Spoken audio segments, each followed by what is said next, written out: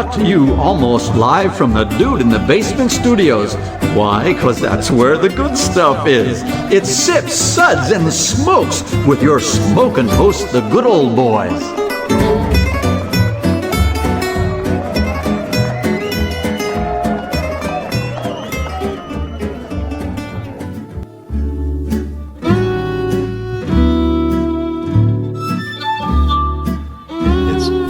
And now it's sipping time.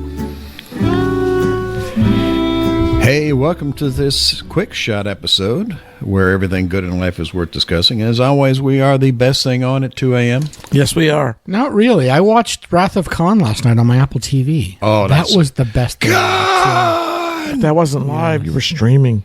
So, we're not live. Are we live? What's on somebody's radios we are. Rich Corinthian. That's right. We're pre-taped. Cordoba. Yeah. The coolest dude ever. Honestly. Really, I mean, honestly, just you as know, cool you as have me. a soundboard there. I could have asked. You could have given me a con, right? You know. Jeez. Oh, I've got Corinthian leather buried in his computer somewhere. I'll dig it up. Give me a couple of minutes. So don't worry about that. Well, this is Made Man Bob, and joining me today is Made Man Maury.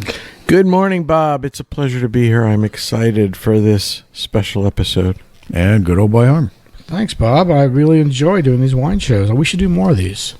I'm trying. Because I enjoy the wine shows just We're as only much as on once a week on the radio, though. What stops us from doing more podcasts and being on? All those guys that do the beer and the cigars and the food and everything, they get in our way. Guys. Dave and that whole crew, yeah, it's like You guys want beer all the time? Yeah, Who I drinks know. beer? I know. Oh my god! What are you gonna do? And their burping sound effects. I can't deal with that. Yeah, well, I don't like the burps. A good burp is nice. That's fine. I have no problem with that. No, but I find it. I'd rather enjoy my own burp than listen to their burps. a good scratch is better than any burp. So, you know. Correct. Well, this is going to be a very different quick shot episode. So this is a sips episode, and our sips episodes are all about wine, distilled spirits, coffee, tea, anything that you can sip. And here are the wines that we're going to be talking about. So we're going to be doing the Cloudy Bay 2023 New Zealand Sauvignon Blanc. We're doing the Marseillais 2020 Reserve Chardonnay, the Cloudy Bay 2021 New Zealand Pinot Noir, and the Dariouche Cabernet Sauvignon 2021 25th Anniversary Release. But this is different because we are also doing this with very specific glassware designed for each varietal of wine. So when we do our wine episodes, we do them with a very specific set of Riedel crystal wine glasses. Standard. They're called the Overture Series Red. They're used in restaurants. They're small. They're sturdy. Yep. They're beautiful for use for wine tastings. But they're well made. They're nice thin rim. Yes. Good crystal. Excellent. Quality glasses. And that's what we use. That's our standard glass. But Riedel makes glasses for different styles of wine. So we're going to be discussing our wines using a generic glass, a water glass or a rocks glass or whatever. And then we're going to be tasting. I asked for red Solo cups, but we couldn't come through. I'm sorry. I'm only so hillbilly. Yeah, so he tries. And then we're going to be using the glasses because they have specific wine glasses that Riedel makes for each specific wine. One for a Cab, one for a Pinot, one for varietal-specific stemware. So Riedel was founded back in 1756 and began pioneering grape varietal-specific stemware in 1958. So the company is owned and operated by Georg J. Riedel. He is the 10th generation, and Maximilian Riedel, who is the 11th generation of the family.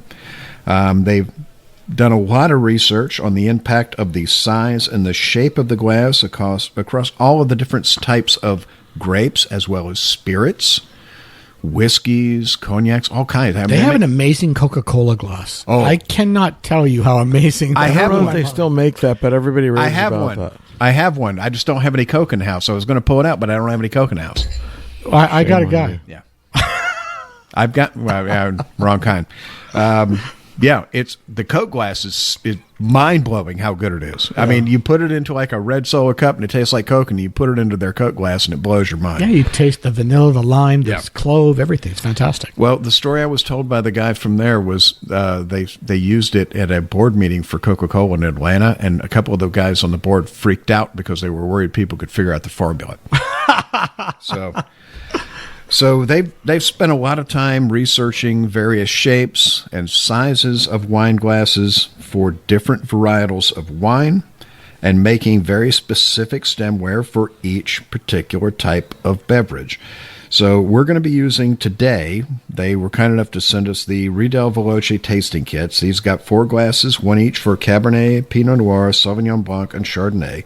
And we're going to see what difference it makes. They make 2 different Veloce tasting kits. The other one has the other kit that we did not get today is the Syrah, the Champagne glass, the Riesling, and the Rosé glass. Yeah, this is the more common one.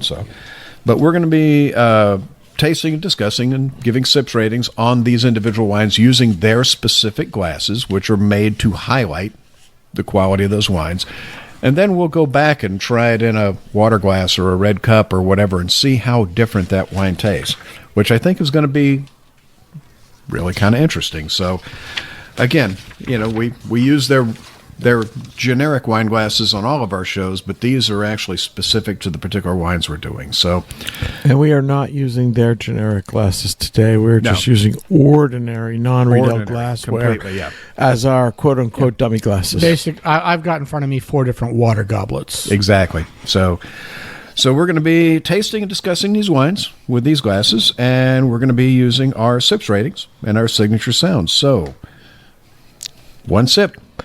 Give me a glass of water to wash out my mouth. Water. Drink water.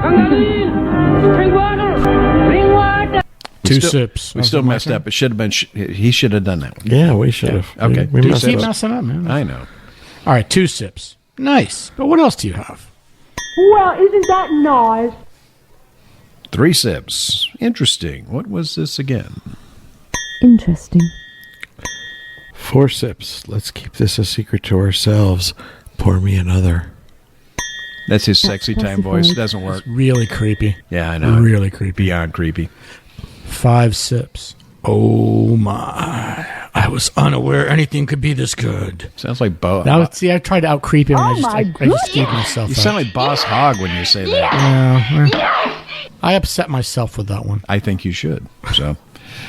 All right, so Harm, tell us a little bit about Cloudy Bay. Thanks, Bob. In 1983, David Honan tasted his first Marlborough Sauvignon Blanc. Captivated by its intensity, he began a journey to bottle the essence of Marlborough and share it with the world. Marlborough, by the way, is in New Zealand. Fantastic winery. Yes. He and the winemaker Kevin Judd launched Cloudy Bay in 1985. Today, Cloudy Bay farms 163 parcels of vines and works with 65 grower blocks.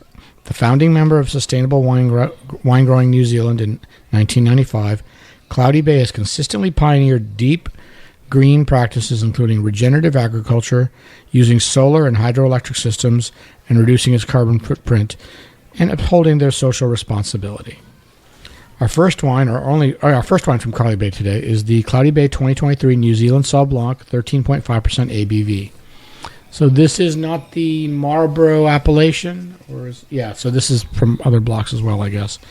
So Cloudy Bay's Sauvignon Blanc vineyard sits across 3 sub-regions in the heart of Wairau Valley, Rapara, Renwick, and Brancott Valley. Almost all the vines live in this coarse, free-draining gravity soil off the old river valley.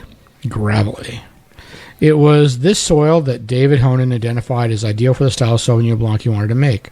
This soil and the valley's climate come together in harmony, creating perfect conditions for growing Sauvignon Blanc grapes.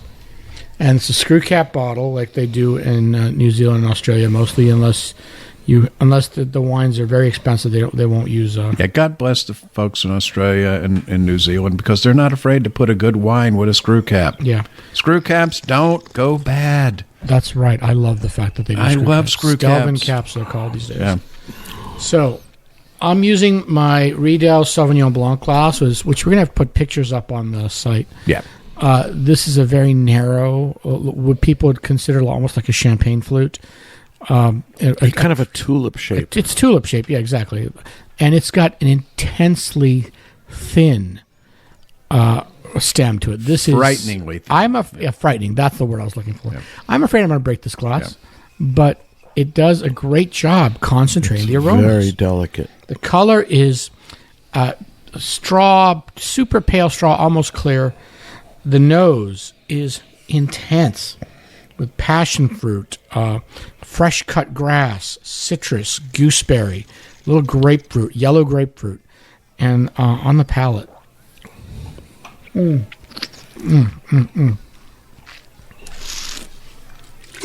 way the glass has the wine enter your palate, hits right in the right spot, and it gets all this beautiful tropical fruit. I'm getting hints of pineapple, I'm getting guava, I'm getting passion fruit, I'm getting lime. There's tons of grapefruit on the finish, and then it's got a medium-long finish. It's just a perfect Marlborough Sauvignon Blanc. How's the wine? Harm, as much as I want to just poke myself in the eye, I have to agree with everything you've said. I mean, you nailed it. Everything from soup to nuts, I think you nailed it. And I think the glassware really enhances every one of these things.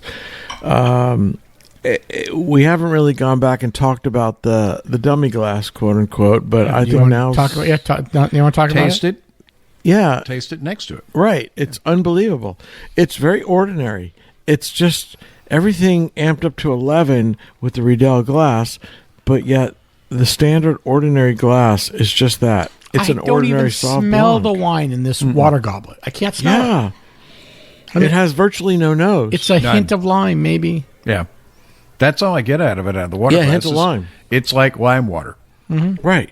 And then you go to the Riedel, and it's like, wow. Even the palate is watery and gross. Yeah. Using the wrong glass is a huge deal. Yeah. So, again, nicely made wine. I thought that as far as New Zealand Sauv Blancs go, this is a prototype against which many are judged. I mean, they make higher end. This is their entry-level Cloudy Bay Marlborough Sauv Blanc. No, but I think that this is a beautiful benchmark. There's nothing wrong with this wine. It is what it is. It stands on its own as a New Zealand Sauv Blanc. Bob, what do you think? I think the difference is amazing. I mean, on its own, a fantastic wine. Really, really well done. The nose. I want to break your water goblets. The nose is pouring my beautiful. wine back in the right glass. Yeah. There's so much going on the nose, and when you compare it to just the standard glass, there's literally no nose in that glass. Come on, Harm, say it. You're drinking out of the wrong glass, you're a heathen. I know. There's all sorts of heathens out there, and people always use the wrong glass. You know, I hate when you go to a fancy restaurant and they give you this huge goblet for the red wine, and it's not the right shape. That's really well. We'll get that to our next class. But anyway, yeah, because of the movies in the 1940s, Americans always use the wrong glasses. Yeah, there's no reason for a cognac snifter, because all it does is concentrate the alcohol. So you shoot your face in there, all you get is burn your nose hairs. Use a proper tulip glass if you want to taste, or a Glencairn if you want to taste proper cognac. You know, or the Riedel cognac glass, which is a tulip on a delicate stem that has a flaring rim. Rim.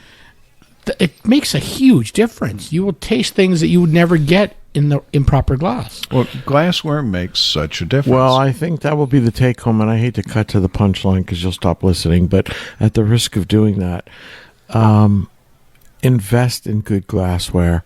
Before you buy your next super fancy, expensive bottle of whatever, invest in the proper glassware. It will pay you dividends beyond what you'll ever really know. I teach whiskey steward classes all over the country, online and in person, and that's one of the things that I go over with them is proper glassware. Yeah, I do that in the store all the time. If you don't have proper glassware, you're basically wasting money on the higher end stuff. I mean, again, on this, I mean, on the regular glass, there's literally no nose. On this, on the Riedel glass, honeydew, citrus. Lime, lemon, Myers lemon. Just bright and beautiful on the palate. Lemongrass, lime, citrus. You're not getting that passion fruit? I got white passion fruit. White grapefruit. Just it's all there. And on the other glass? Lemon water. Lemon water. Yeah. Lemon and lime water. I mean, Yeah.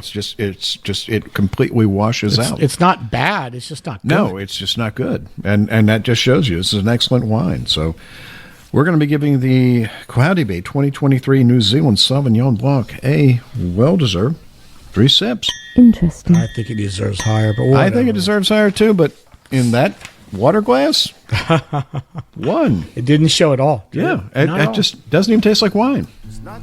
We'll be back. But baby, the whole elation of riding down this lover's avenue, as slow as a willow blows, or as fast as the whirlwind grows, we glide beneath the stars in cobalt blue. Look to the left, to the right, keep your eyes on the road, my darling, wondering if we're only passing through. Open roads and open windows, my hand is yours forever, sweet love. Our eyes ahead on these back roads with a view.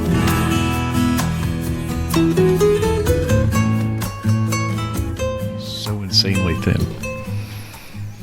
Hey, and we're back, and we've been discussing some very interesting wines, along with some Riedel crystal-specific stemware. So we just finished talking about the Cloudy Bay New Zealand Sauvignon Blanc, and we are moving on to our next wine.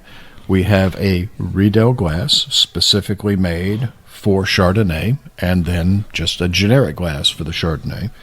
So we're going to move on to that one, and we're going to have Maury tell us about that one. Thank you, Bob. The next wine will be the Mercelet 2020 Reserve Chardonnay, Santa Lucia Highlands.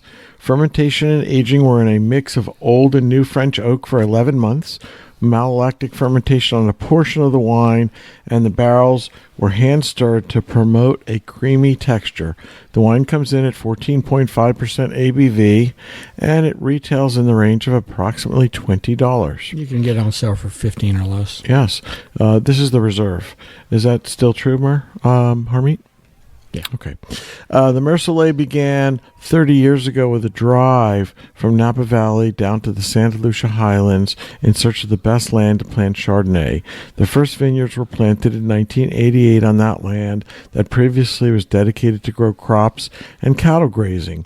Only about 20 miles from the coast, the Santa Lucia Highlands has a drama all its own, with morning fog, bright sunshine, and howling gusts of afternoon wind. Mercelet is led by Charlie Wagner, Chuck Wagner's son. In addition to the vines, they also grow Lisbon and Meyer lemons on the property, and over time, an unprecedented benefit emerged. Hints of its delicate lemon blossoms began gracing the Chardonnay, their scent and flavor carrying over from the nearby orchard. So this is a beautiful pale golden yellow. On the nose, it's got lemon bars, honeydew, apricot, a hint of oak, and a bit of apples. The palate is round with some sharp acidity. There's some citrus, there's melon, there's honeydew, there's a hint of earthiness, and a little bit of oakiness. And the finish is pleasant. I would call it medium finish. This is really a very nice wine. I thought it was very nicely enhanced by the glass. I'm going to hold my comments in terms of comparing it, but let's stick to the wine itself at the moment. Harm, what did you think of the wine? I didn't love it as much as you did. The lemon is there, the honeydew is there, but there's this funky muskiness coming out too. It's almost like this wine's a little bit reduced. Did you wash your hands? I did wash my hands. I'm not sure about that. So there's like the little sulfur note coming out. It's a little bit slightly reduced. It's okay. The sharp acidity is a little bit unbalanced for me. That earthy note is weird. Are you drinking it out of the ordinary glass or the specific glass? Varietal specific glass. By the way, which in the old days, you go to a restaurant, this is what they'd serve you Cabernet in.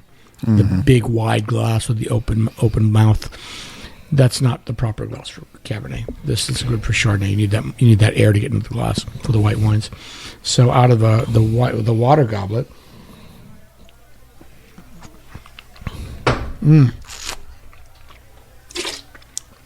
It tasted a little bit better in the water goblet because the water goblet is not accentuating the funk.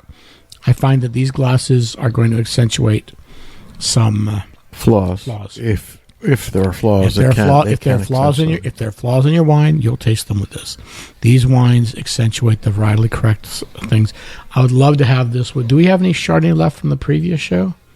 I'll pour some of that in there later while you guys discuss this last one.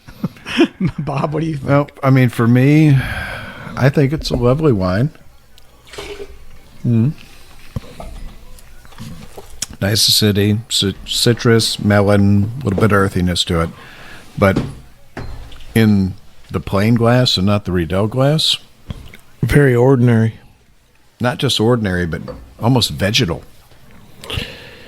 Yeah, well, you and I are in agreement that it was less pleasant in the ordinary glass and much more pleasant and enjoyable in the varietal-specific glass. Harm, on the other hand, felt that the varietal-specific glass accentuated the flaws, and he actually preferred the pedestrian glass because it just tasted like generic wine. But, we have a heathen at every table, so once in a while that happens. I'm spoiled. We have really great Chardonnays on this show and also in my store, and I get a chance to taste some of the best wines. And I know these guys know how to make Chardonnay. I just don't like this one, So fair enough. Fair enough. But and while you guys are drinking that, I just poured some of the previous Chardonnay from our other show in here, the Frank family stuff. Now put this in the Chardonnay glass. Yeah. But it is night and day, the difference between the glassware is stunning. The regular glass and the other one. Yeah. I mean, just like literally, it's barely a 1 in the regular glass. Oh, I see. Bob brought his Coca-Cola glass, but there's no Coca-Cola here. Yeah, I don't have any Coke in the house. It's got that traditional feminine shape, too. Oh, I've seen that glass. I forgot about that. Nice. So, in any event, we're going to be giving the Marseillais 2020 Reserve Chardonnay 3 sips. Under protest. Interesting. You're just in a salty mood. But again, it's not a 1 by any means. It's not great. But again, huge difference. Huge difference. Whether you like the wine or you didn't like the wine, everybody noticed a huge spread on the flavor and the notes. Oh, yeah. But unfortunately, Riedel, if I may make a slight criticism, has miles to go in terms of educating not only consumers, but restaurants. It starts in the restaurant.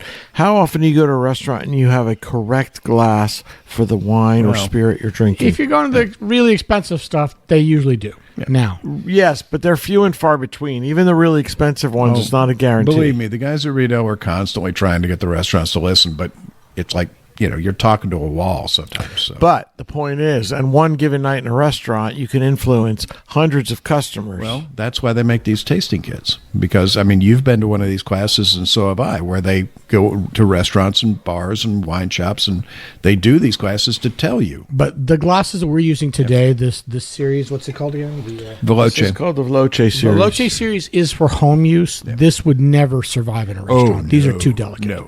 I mean, it's like a 16th of They make restaurant series glasses as well, which I'm very happy about because they're actually dishwasher safe, crystal. All right, Harm, what do you think about our? Tell us about our next one. Sure. So this next one is the Cloudy Bay 2021 New Zealand Pinot Noir, 13.5% ABV. The grapes for this expression come from the north-facing slopes of Marlborough's Southern Valley region. The fruit was gravity-fed into open-top fermenters with 5% whole cluster bunch inclusion, with 21 days of skin contact, followed by 100% malolactic fermentation. The wines were aged for 11 months in French oak, 30% of which was new. Aren't almost all red wines 100% malo? Well, it's interesting that you mentioned that, Harm, because I wanted to ask that question. I didn't think mallow applied to red wines at all. No, I think almost all red wines are mallow. They don't talk about it because almost Nobody talks about it. It's only a reference to white. Well, because in white is optional. And you can, if you want to keep a fresh wine without that buttery, you don't want to change the malic acid. The malic acid gives you that green apple flavors and those pear flavors into lactic acid using lactobacillus. That's malolactic fermentation. So if you want to change the texture of your wine, you do batonnage and you introduce lactobacillus. And I believe red wines, it's almost always done. That's the part I wasn't sure about, but nobody ever talks about mallow with regard to reds. Well, you'll see with the creamy texture, with some Pinot. We had a Pinot Noir on a previous show where the texture was super creamy. You could tell that was 100% mallow. Some may not go 100%, or it also depends on the oak regimen. So anyway, this Pinot Noir has got a beautiful color. It's not garnet. Quite. It's a beautiful garnet. It's a little bit over extracted for me. Again, this is, I don't know, is it 100% Pinot Noir? We say they don't say 100% Pinot Noir, do they? So there may be something else in here giving that beautiful color. It is a little darker than I like for most Pinot Noirs. I like them more translucent. The nose is about warm spice, forest floor, and cherries. I get cherry. There's another berry, I'm not sure. Predominantly cherry, though. Yeah, cherry predominantly and more cherry. There's beautiful licorice, and clove, and cinnamon, and orange peel, and forest floor. And let me try the palate.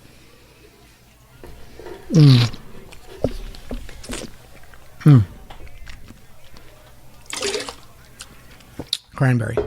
That's what the other. You're a heathen for doing that. I have to spit, dude. I've got work to do. Cherry, cranberry. The tannins are just silky, silky smooth.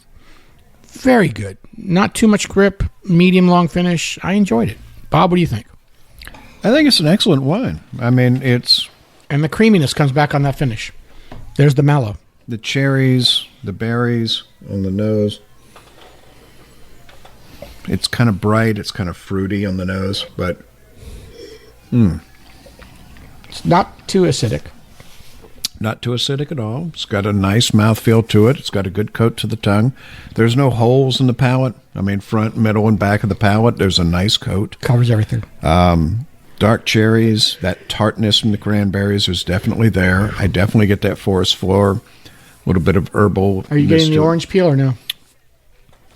Not so much. Not so much. I'm getting a little more lime, but there's a slight citrus there. But really, really well done. I mean, really well done. But let's go to the water glass here. Maybe it's not orange peel. It's another citrus peel. Let's try it in. Try it in the generic glass. Oh yeah.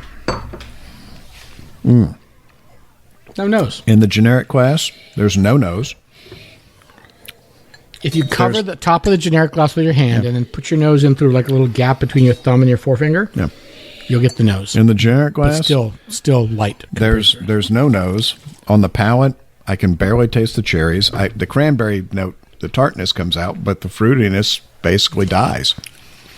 I mean, that beautiful round fruitiness, sweetness, that's all gone. Completely gone. It's not completely gone. It's there a little bit. You can find it. Well, you got different shaped glasses. I really found that I got. He's using. I got a lot of pucker on the dummy glass. Yeah. As compared to the exactly. It's very tart. The correct glass was beautiful. The wine was delicious. I went back to the standard water goblet. Yeah, it's like drinking cranberry cocktail. Even the tannins hit differently. Right. Yeah. Which is amazing. How do these guys do this? I mean, even the tannins are hitting me wrong because in the proper glass, the tannins are silky. Here's a little bit jangly in the water glass. Yeah, every time I do one of these, I'm still incredibly amazed. I've done it dozens of times, but it's still just dramatic and amazing, and amazing how many people are still getting it wrong with the wrong glassware. Yeah. Well, it applies to whiskey too, folks. Yeah, it same thing with whiskey. You have to have the proper glassware. I've been preaching this forever. If you really want to appreciate your whiskey and get the taste, you do the proper glassware. I like to do that at the store as well. So here's a water glass. Here's a Glencairn. Yeah. It's a big difference. Yeah.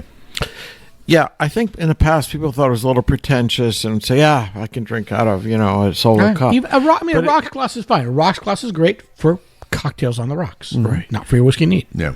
Correct. No. There's a reason why you use a proper glass. So we're going to be giving the Cloudy Bay 2021 New Zealand Pinot Noir a well-deserved 4 sips.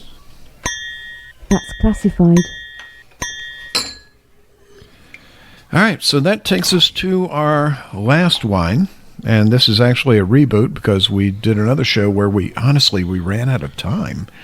So we decided for the Cabernet, for this experiment with the Riedel glass, we decided to swap out the Cabernet that we had before and swap in this magnificent Dariouche Cabernet Sauvignon. So we couldn't have gone wrong either way. No. I mean, the wine you'd picked earlier. Yeah, the one that I picked was pretty damn good, so I will drink that with dinner tonight. Oh, no. Not if I drink it first. So I paid for that one. That one I'm keeping. So All Dariouche, the more better to bring it home since you actually paid for something. Dariouche and Shapar Khalidi founded Dariouche Estate Winery in Napa Valley back in 1998. Since that time, they've accumulated 120 acres of estate vineyards spanning Mount Veeder, Oak Knoll, Coombsville AVAs, and have focused on Bordeaux and Rhone varietals. The director of winemaking, Hope Goldie, is a Dariouche veteran of 20 years, which never happens. Never. Everybody in the valley bounces around back and forth, left and right. Dariouche focuses on the visitor experience and employs 30 hospitality hosts with WSET Level 2 and 3 certification, as well as multiple diploma-level sommeliers. I've got Level 2. I don't even have Level 3, and I'm, come on. It's like WSET Level 3 is a tough one. And let me tell you, I've been to the winery. You've been to the winery. The guest experience there is unparalleled. Unparalleled. Beautiful winery, stunning visually. They treat you like absolute gold. They have their own kitchens there, preparing all kinds of amazing foods with the wines from their estate gardens. I could live there. All kinds of things. Yeah, it's fantastic. Could live there.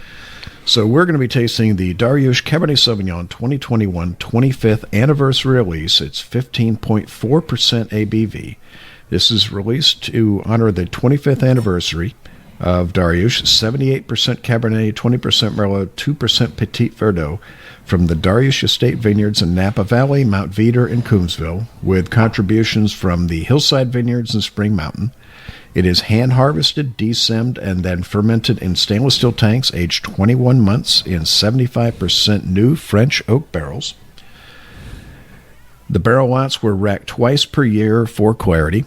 So on the color, let's use the Riedel glass. Beautiful, inky, dark, just opaque.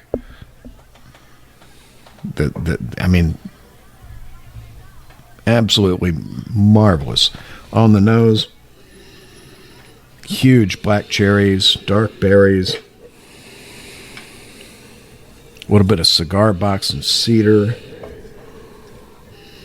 It's like your grandmother's cedar chest in the basement. On the palate, hold on.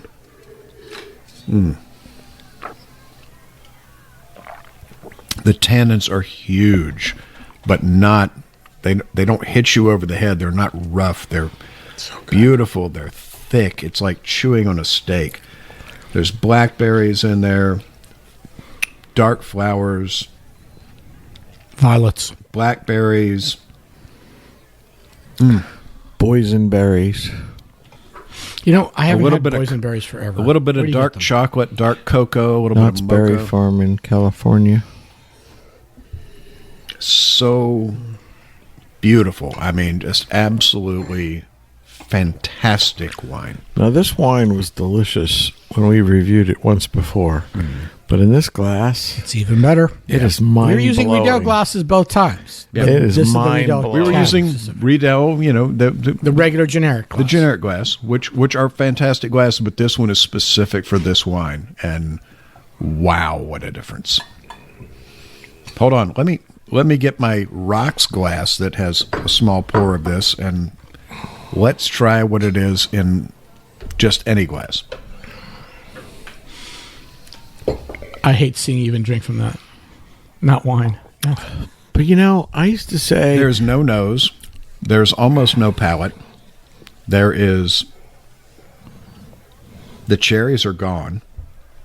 I still taste the cedar, but the cherries, the fruitiness is gone. And no, I'm pouring it into the Riedel glass. What were you saying, Maury? This is just. I was going a to say, travesty. once upon a time, I used to say in my sort of anti-snob approach of, I could drink good stuff out of anything. And I think It's not true. it's really not true. No. Once upon You a want time, to be I a think man it of the was true. people, do you? Yeah. Want red solo cup, sir? No, but this is eye-opening. It's shocking. Do you necessarily need a complete set of glasses for every wine No, you drink? but No. a good quality glass goes a But long way. The Overture series that we use for the regular wine shows shows very well. I was just about to all interject. wine. So you just talked about how poor the water glass was. Now, I actually had the privilege of using a standard wine Overture. show Overture glass that we use to taste most of our wines with as my quote-unquote dummy glass. And I would say it's between. It's not as beautiful and gorgeous as the varietal-specific glass, but it's far improved over what you described from the water or rocks glass. So again, a good quality standard glassware will serve you well across the board. And we use those for a very specific reason, because every wine we taste goes in those glasses. So it gives us sort of a basis. Yeah. Might it be better in a particular And glass? consistency. Yes, it might. But we're also But consistent. it's consistent from tasting to tasting, from show to show to show. So, I mean, we do that on purpose. They're excellent glasses, but these are, we're Those are the trying to glasses we maintain use for tastings in the store. And too. we buy those glasses. We're not Yeah. sponsored by Riedel. No. We buy those glasses because they are Hint, hint, consistent. we wouldn't mind being sponsored by Riedel. I'm always having to replace those glasses because they because walk people out of the like store. them. and They people love develop them. feet. They Well, develop feet. there's nothing I my hate employees break worse them. than getting a cheap wine glass where it's got a really thick rim that sits Yeah. up against your lip and your teeth. And I understand why they have it, because they're putting it into a commercial dishwasher. I mean, it makes it. I get it, but when you get thick glass with a thick rim and it's really heavy, it ruins the experience. See, now you're sounding like the snob he doesn't want to be. But I understand. I totally agree. I'm drinking out of a water goblet. It's just absolutely gorgeous. I love your water goblets here, Bob. Yeah. But they don't smell. The wine doesn't smell No. anything like it should. But I think But the even though, but this wine is so fragrant, I am actually getting a nose out of it, unlike Yeah. the other ones. I think the moral of the story is, unlike that beautiful piece of steak that will taste just as good on a paper plate as it will on fine china, your glassware really matters. And at the very minimum, if you can't get varietal specific, get a good quality glass. Yeah. Like one of the Riedel glasses, they're great. I mean, the Riedel, generic Riedel makes Riedel. generic red and white glasses. Their champagne glass and don't there are- drink champagne out of a flute. There Use are a other proper companies champagne that glass. make excellent wine glasses Yeah, as yeah. well. I I mean, we're not, I mean, there's We're not married to Riedel. They don't. No, they don't there's- sponsor us. there's Well, they definitely- could. I mean, They really if could. you go out to Napa and you go to the various wineries there, they use a mix of all kinds of different companies' glass. But if you notice, it doesn't matter where you go to any tasting room in Napa, they're using quality glassware. They're not Exactly. using- And on That's our a whiskey huge shows, jump. we're using Glencairn glasses, which is their own glassware company. They're not Riedel. Riedel has their own version of a Scotch glass. And it's a nice glass. And it is I a love their beautiful cognac glass. glass too. Yeah, but this one is just, I mean, this Dariush is fantastic. So we're going to be giving Can we give it 6? We're going to be giving the Dariush Cabernet Sauvignon 2021 25th anniversary release.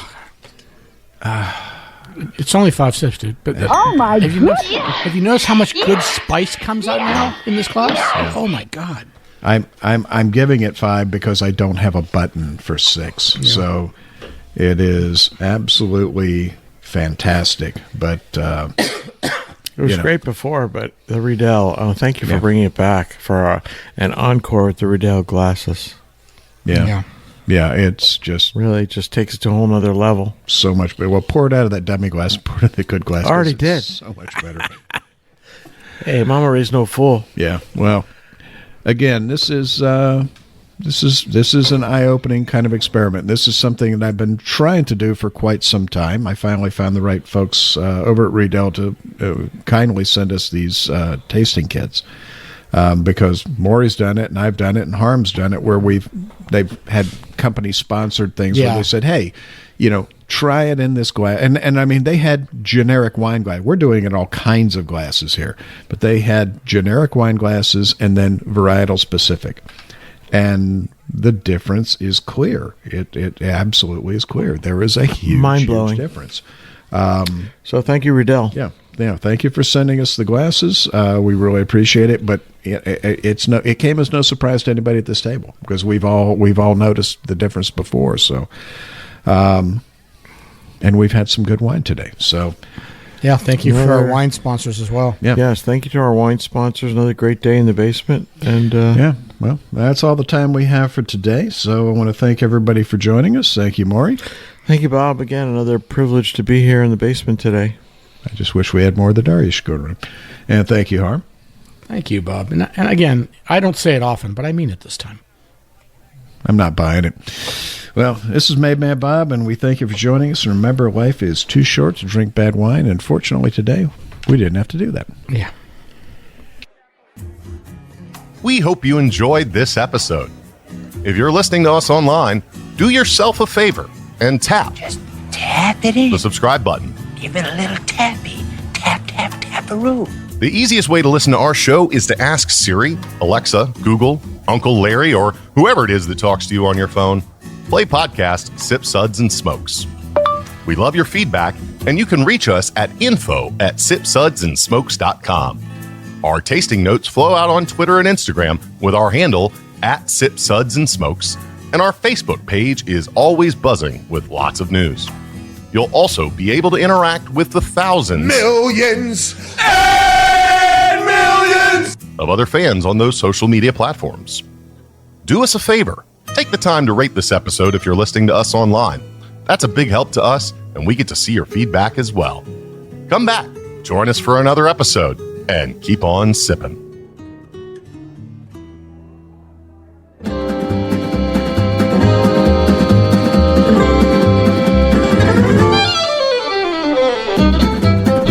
This has been a One Tan Hand production of Sip, Suds, and Smokes, a program devoted to the appreciation of some of the finer slices of life. From the Dude in the Basement Studios, your hosts, the Good Old Boys, will see y'all next time.